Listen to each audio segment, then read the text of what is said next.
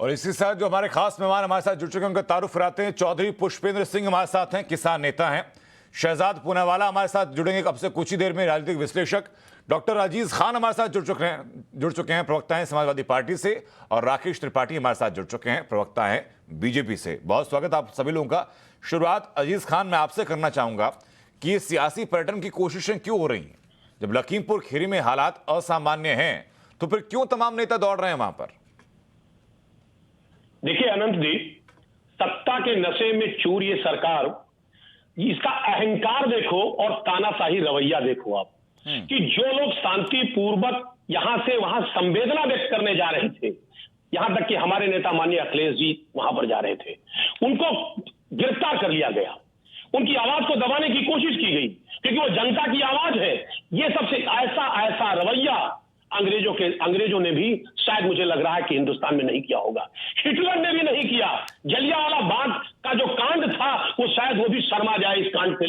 आप समझिए उत्तर प्रदेश आज जल रहा है। मैं आपको बताना चाहता हूं 2-3 मामले कि जिस तरीके से किसानों को रौंदा गया, आंदोलन को ये नहीं रौंद पाए लेकिन इन्होंने किसानों को रौंद दिया। जो आवाज को नहीं कुचल पाए लेकिन इन्होंने किसानों को ही कुचल दिया। ये है इनका रवैया, इन्होंने किसानों को कुचला है। एक बात आपको बताऊं, जिस तरीके से अखिलेश जी के ऊपर तमाम फोर्स लगा करके को गिरफ्तार किया गया, इसका 10% अगर फोर्स लगा दिया जाता तो शायद जो अपराधी है जिसने कांड किया है तक वो गिरफ्तार हो जाता। डॉक्टर अजीज खान, आपकी सारी बातें मान्य है। जिन्होंने किसानों को कुचल उत्तर प्रदेश में ये घटना घटी है, हालात असामान्य हुए, उसमें किसानों की मौत हुई, एक पत्रकार की मौत हुई, एक ड्राइवर की मौत हुई, कुछ राजनीतिक कार्यकर्ताओं की मौत हुई। इंसाफ का हक सबको है। मुझे बताइए कि जब लखनऊ के अंदर अखिलेश यादव निकलते हैं तो वहां पर सपा के सैकड़ों कार्यकर्ता मौजूद रहते हैं, वहां हंगामा हो जाता है, तो क्या गारंटी थी कि लखीमपुर खीरी जब वो पहुंचते हंगामा वहां ना होता जहां पहले से हालात सुलझे हुए हैं? देखिए आनंद जी, एक बात आप समझिए, ये सरकार समझ रही है। अगर सरकार वाकई में इतना संवेदनहीन होती, इसके अंदर संवेदना होती तो शायद ये कल की वारदात नहीं हो पाती। आप खुद समझिए, एलआईयू इनकी कहां थी, इनकी पुलिस महकमा कहां था? अगर इस तरीके का वहां उप मुख्यमंत्री महोदय का दौरा था और दौरे के बावजूद भी पुलिस किस तरीके से उसको संज्ञान में गंभीरता से नहीं लिया, ये कांड कैसे हो गया? सवाल इस बात का है आप व्यवस्था के ऊपर, आप प्रशासन के ऊपर तमाम सवाल उठाइए, सवाल लगातार पूछिए, आपका हक है सर। लेकिन मेरी दिक्कत तब बढ़ जाती है जब सिर्फ एक पक्ष का दर्द आपको नजर आता है। मेरी दिक्कत तब बढ़ जाती है कि जो जगह पहले से सुलग रही है वहां चीजें बेहतर होनी चाहिए, बजाय इसके कि वहां पर लगातार सियासी पैटर्न शुरू हो जाता है। शहजाद पूनावाला मेरे साथ जुड़ चुके हैं, उनसे मेरा छोटा सवाल। शहजाद, बताइए जरा कि ये क्या विधानसभा चुनाव नजदीक है तो एक पॉलिटिकल मौका नजर आ रहा है, इसलिए पैटर्न शुरू हो गया है? देखिए, ये बिल्कुल किसानों की जमीन बचाने के लिए नहीं बल्कि अपनी खोती हुई राजनीतिक जमीन बचाने के लिए पूरा का पूरा षड्यंत्र रचा जा रहा है। जो मैंने जानकारी हासिल की है और ये जानकारी सार्वजनिक कब होती जा रही है कि वहां पर दरअसल किसानों के नाम पर, किसान तो ऐसी हरकत नहीं कर सकते, पर किसानों का भेष लेकर कुछ बाहर से लोग आए थे और वो पथराव कर रहे थे ताकि किसी के कॉन्वॉय को अटैक किया जा सके। और उसमें एक पत्थर हरिओम मिश्रा नाम के ड्राइवर को जब लगा तो गाड़ी पलटी। उसके बाद वहां पे जो गाड़ी में लोग थे उनको पकड़कर निकाला गया। रमन कश्यप नाम के पत्रकार को भी मार दिया गया, पीट कर मार दिया गया। मैं इनसे पूछना चाहता हूँ, बाहर वाले वहां पर क्यों थे? पीटने का अधिकार किसी को भी कैसे मिल सकता है? हिंसा की शुरुआत किसने की? और ये पहली बार नहीं, 26 जनवरी की हिंसा देख लीजिए। इसके अलावा उस दिन बेंगलुरु में आपने देखा होगा डीसीपी के पैर पर गाड़ी चढ़ा दी। और बाकी सब छोड़ दीजिए, अभी फिलहाल मैं अभी तुरंत जो अभी एक सुप्रीम कोर्ट का जस्टिस कन्वीलकर ने अभी कहा है, उनकी ऑब्जर्वेशन, उनकी टिप्पणी है कि जब कानून हमारे सामने है उस पर हमने स्टे लगा दिया है, कानून फोर्स में ही नहीं है तो प्रोटेस्ट करने की आवश्यकता क्या है? ये उनकी अभी की टिप्पणी है लखीमपुर को लेकर। आप अपने संवाददाता से पूछ लीजिए। तो क्या इनको सुप्रीम कोर्ट पर विश्वास नहीं है? क्या इनको संविधान पर विश्वास नहीं है? दरअसल ये कुछ लोग जो राजनीतिक जमीन अपनी बचाना चाहते हैं वो पूरा का पूरा इसे हिंसा की ओर ले जा रहे हैं और आज सारे सत्य सामने निकल कर आ रहे हैं। मैं शहजाद आपके पास लौटूं, उससे पहले मैं एक छोटी सी टिप्पणी पुष्पेंद्र भाटी से चाहूंगा। पुष्पेंद्र जी, मुझे बताइए जरा कि किसानों का दर्द के साथ सब लोग हैं, लेकिन क्या राजनीतिक पार्टियों को, राजनेताओं को शोभा देता है कि सिर्फ एक पक्ष के लिए वो दुख व्यक्त करे, दूसरे पक्ष की तरफ देखे भी ना, वो भी सिर्फ इसलिए कि क्योंकि वो उनके पॉलिटिकल एजेंडे को सूट करता है? क्या इंसाफ का हक सबका नहीं है? देखिए अनंत जी, मुझे आशा है थोड़ी सी जो है टाइम मुझे देंगे जी।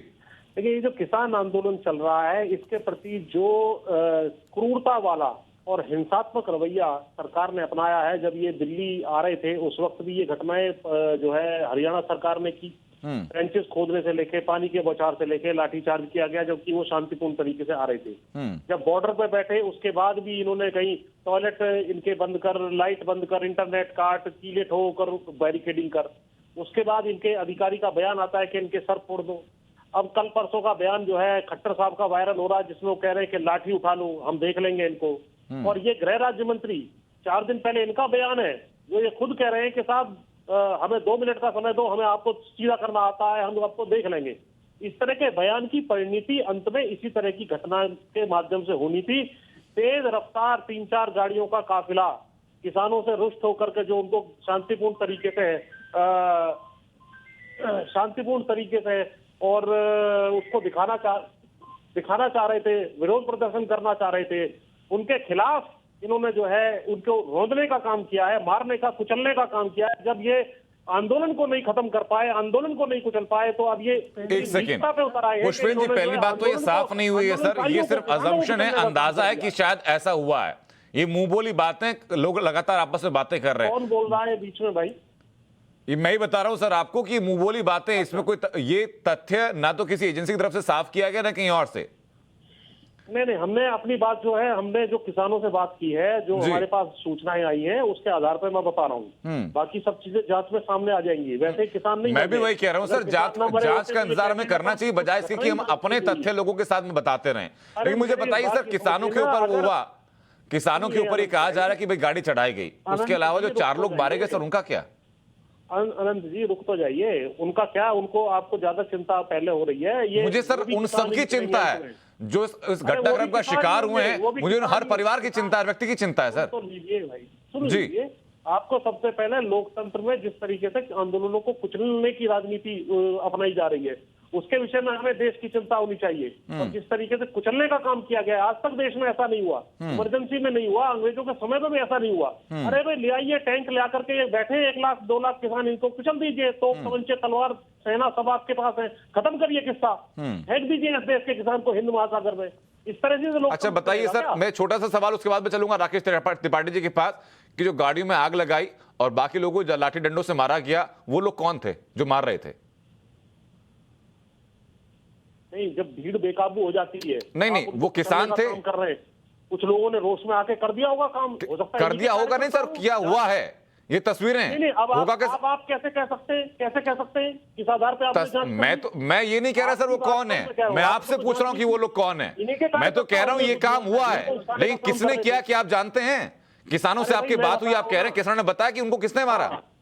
हाँ, मैं बता रहा हूँ, इन्हीं के आदमी निकलेंगे। आप जब जांच करोगे, इन्हीं के आदमी निकलेंगे। जैसे खट्टर साहब कह रहे हैं अपने लठैत लेकर के भेज दो, उन्होंने तो लठैत वाली फौज इकट्ठी कर दी है। आनंद जी, वीडियोज है, उन्होंने कहा है कि इस तरीके से उन्होंने उस ड्राइवर को पीट कर मारा है। ये वीडियोज अवेलेबल है, सबूत अवेलेबल है। और इनसे कहिए कि पत्थर चलाने का अधिकार इनको किसने दिया? आंदोलन के नाम पर ये बाहर के लोग वहाँ पर क्या कराया गया? इनसे पूछे कि वो जर्नल वाला की बात का जवाब दीजिए, तस्वीरें, गृह राज्य मंत्री की बात का जवाब दीजिए, बताइए इनको, गृह राज्य मंत्री बात का जवाब दीजिए जो संवैधानिक पद पर बैठे हुए। गृह राज्य मंत्री कैसे कह सकते हैं मैं देख लूंगा 2 मिनट के लिए? क्या देखेंगे? आपके ऊपर पत्थर और अटैक करने का अधिकार है क्या? आप जायज करा रहे, एक पत्रकार को मारने का अधिकार है आपके पास? आपने रमन कश्यप को मार दिया, आपने वहां के ड्राइवर को मार दिया, आपको सबको कुचल डालो आप लोग, इनको टैंक से कुचल डालो किसानों को। देश के नागरिक नहीं है ये आंदोलन नहीं कर सकते।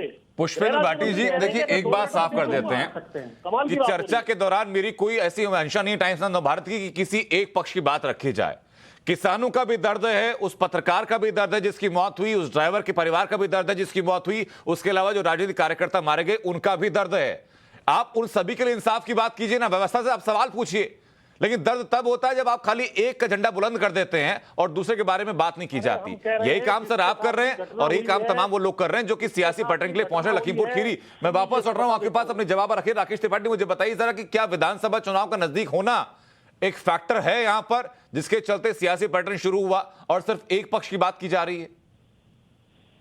देखिए आनंद जी, मैं बहुत जिम्मेदारी के साथ पूरा मसला है। ऐसे मसले पर बयानबाजी करते समय रही है, चाहे वो प्रदर्शनकारी हो, चाहे कार्यकर्ता हो, वो पत्रकार हो, मैं उन सबसे प्रेरणा व्यक्त करता हूँ और अपेक्षा करता हूँ कि बिना किसी सरकारी की कुछ भी ऐसे मंच को देना, आप सार्वजनिक जीवन का काम करें। आप लोगों के एक सेकंड राकेश जी, मैं रोकूंगा सर आपको, आपकी आवाज बहुत कट के आ रही है, आपकी आवाज बहुत साफ नहीं आ रही। वापस आपसे कनेक्शन बिल्ड करने की कोशिश करेंगे। अजीज खान, मुझे सिर्फ एक कारण बता दीजिए, मुझे एक वो बात बता दीजिए जो कि आपके लिहाज से पुख्ता वजह है कि अखिलेश यादव पूरे काफिले के साथ लखीमपुर खीरी कूच कर रहे थे। देखिए आनंद जी, एक बात आप समझ लें जी, जिस तरह से अभी गोरखपुर का कांड हुआ और उस मामले को दबाने के लिए पुलिस प्रशासन और शासन ने किस कदर झूठ बोला, वहां के डीएम ने किस तरह से पीड़ित जो डेथ हुआ उसकी उनकी बीवी को किस तरीके से हड़काया। एक बात आप समझिए, प्रशांत जी ने जो एडीजी लॉ एंड ऑर्डर है, उन्होंने किस तरीके से पूरे रुख को कैसे मोड़ा। उन्होंने कहा साहब ये सीढ़ी से गिर के हत्या हो गई है, डेथ हो गया है। दूसरी बात, यही प्रशांत कुमार जी है, इन्होंने साहब स्टेटमेंट जारी किया था हाथरस वाले कांड में। इन्होंने कहा कि वो जो बच्ची है उसका रेप नहीं हुआ, सीबीआई जांच हुई तो 4 लोग उसमें दोषी निकले। सर ये गोरखपुर की हाथरस की बातें कर रहे हैं तो अखिलेश यादव लखीमपुर खीरी जा नहीं रहे थे ना? सर मुझे मौका दे। नहीं, अपनी बात डॉक्टर साहब अपनी बात आप रखिएगा, लेकिन मेरा सवाल सिर्फ ये है कि लखीमपुर खीरी अखिलेश यादव जा रहे थे पूरे काफिले के साथ, कैसे परिवार से मिलने जा रहे थे या मंशा सियासी थी? सर मैं उसी मुद्दे पे आ रहा हूं, तो जब शासन प्रशासन पूरी तरह से लचर रवैया अख्तियार कर रहा है तो विपक्ष की जिम्मेदारी है कि जो पीड़ित है, जिसकी हत्या की गई है, उस परिवार से मिल करके उसे न्याय दिलाया जाए। हम न्याय के लिए जा रहे थे, हम वहां कोई दंगा फसाद करने नहीं जा रहे थे। हमारा इंटेंशन ये नहीं था, अखिलेश जी का इंटेंशन ये नहीं था, लेकिन ये सरकार क्या छिपाना चाहती है, क्यों नहीं जाने दिया, क्यों रोक दिया? सवाल इस बात का, इनके जो अधिकारी है वो अधिकारी कहीं ना कहीं मामले को रुख मोड़ना चाहिए। ठीक है, यानी जो लोग जांच करेंगे उन पर विश्वास नहीं, जो जांच करवाएंगे उन पर विश्वास नहीं, अखिलेश यादव खुद जांच करते वहां जाकर के। डॉक्टर साहब मैं वापस लौट रहा हूं, शहजाद पूनावाला जरा मुझे बताइए, शहजाद पूनावाला मुझे बताइए जरा कि जब लखीमपुर खीरी पहले ही सुलग रहा है, प्रशासन को मशक्कत करनी पड़ रही है वहां हालात कंट्रोल करने के लिए, तो अखिलेश यादव रुक जाते कुछ टाइम के लिए। आपको परिवार के साथ संवेदना व्यक्त करनी है, गाड़ी भेज करके आप परिवार को लखनऊ आपने बुला लिया होता। आपको विरोध व्यक्त करना है तो लखनऊ विधानसभा के बाहर आप सड़क जाम करके बैठ जाते। लखीमपुर जाने की जल्दबाजी क्या है? अजीत जी मैं आ रहा हूं आपके पास। आनंद जी मैं अपनी बात रखना चाह रहा हूँ। वो लखीमपुर इसलिए जाना चाहते हैं ताकि वहां पर आग में तेल डालने का काम कर सके। मुझे एक बात बताइए, ये अखिलेश यादव जी को पूछे जरा पहले कि क्या वो उनके भी घर जाएंगे, रमन कश्यप के घर, क्या वो उन कार्यकर्ताओं के घर भी जाएंगे जिनको अराजकता के नाम पर भारी भीड़ ने पीट कर मार दिया? उनके तो वीडियो भी वायरल है, उनके घर क्यों नहीं जाते? केवल यहाँ पर पहुंचने का क्यों सवाल है? ये इसलिए क्योंकि वो आग लगाना चाहते हैं। दूसरी बात मैं इनसे पूछना चाहता हूँ कि जो टिप्पणियां कोर्ट ने की है, कोर्ट ने कहा है कि कानूनों पर स्टे है, प्रोटेस्ट का कोई मतलब नहीं बनता। ये सुप्रीम कोर्ट ने अभी आधे घंटे पहले कहा है, लखीमपुर को लेकर कहा है। क्या अब ये इसके नाम पर अभी भी हिंसात्मक प्रदर्शन करते रहेंगे? क्या दूसरों का अधिकार नहीं है क्या? ये किसानों के नाम पर बिचौलियों को बचाना चाहते हैं। कभी ये पंजाब गए? शहजाद माफ कीजिएगा, मैं रोकूंगा आपको, वक्त मेरे पास कम बचा। राकेश त्रिपाठी कुछ कहना चाह रहे हैं। त्रिपाठी जी उम्मीद है कि आप तक मेरी आवाज पहुंच रही है सर इस वक्त?